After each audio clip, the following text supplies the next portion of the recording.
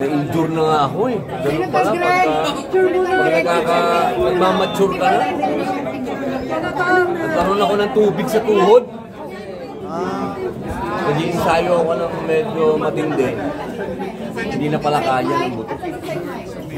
So, nagtubig. Nagtubig. Gaano katagal ka na po? Magmula nung nag-usap kami sa mga 2 weeks na. Pero hindi talaga ako lagi ako talagang insayado. Pero pwede kayong nag-double time lang dito kasi pwede takbo. Pwede na ako mag-shoot. Oo, yung mga, pero yung action, hindi pa. Yung mga talon-talon. Ano pa? May treatment. 15 days pa. May treatment dyan ngayon. May... tinanggal na yung tubig, sinaksakan na ng steroids ba yun? Para wala yung maga. Sabi ng doktor, 20 days. So,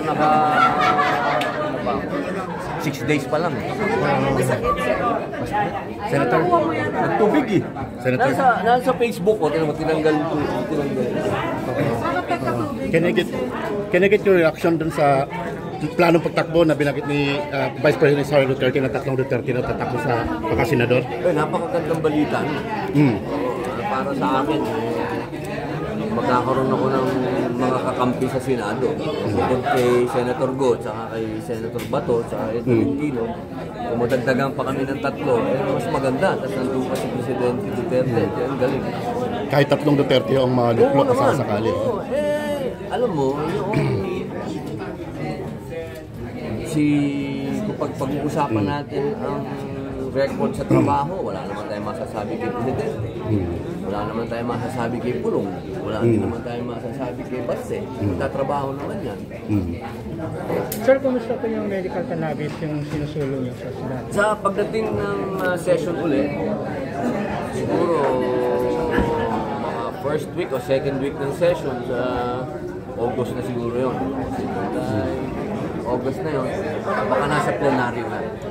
Debate na. Entertainment naman ha, entertainment naman. Okay.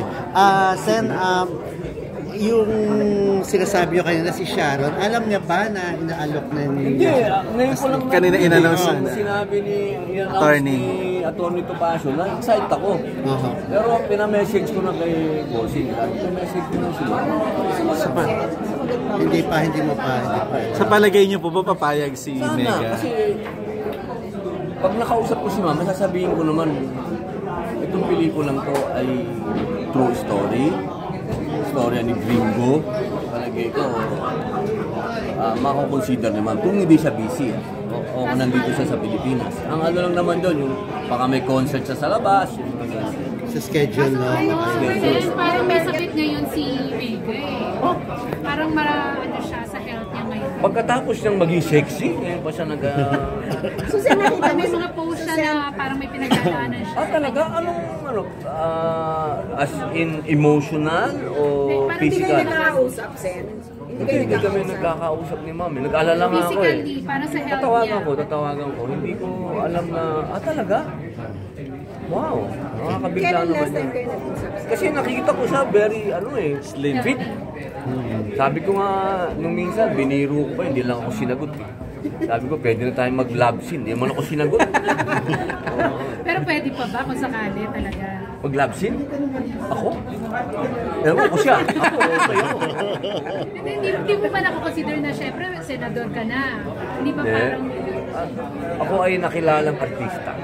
Ako ay may intindihan ng mga tao pagka may mga ganitong mga pelikula, lalo na kay Ma'am.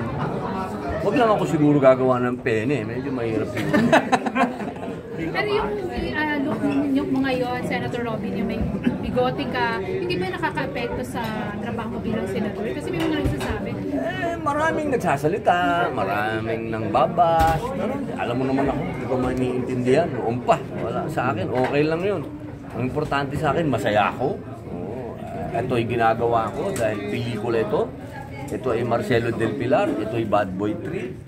So, ito, pinag-uusapan namin, baka magupitan na ko yata. So, maapektuhan yung yun nga, nagtatalo pa yung dalawang producer eh. Pero saan yung mga nagbago sa'yo? After ng maging senador? Marami. Babait ako sobra. Invite po namin si Senator sa grupo ng Boracho. Sobrang bait. Hindi ka pwede maggawa ng kalukuhan, yung mga iskandalo. Thank you ha.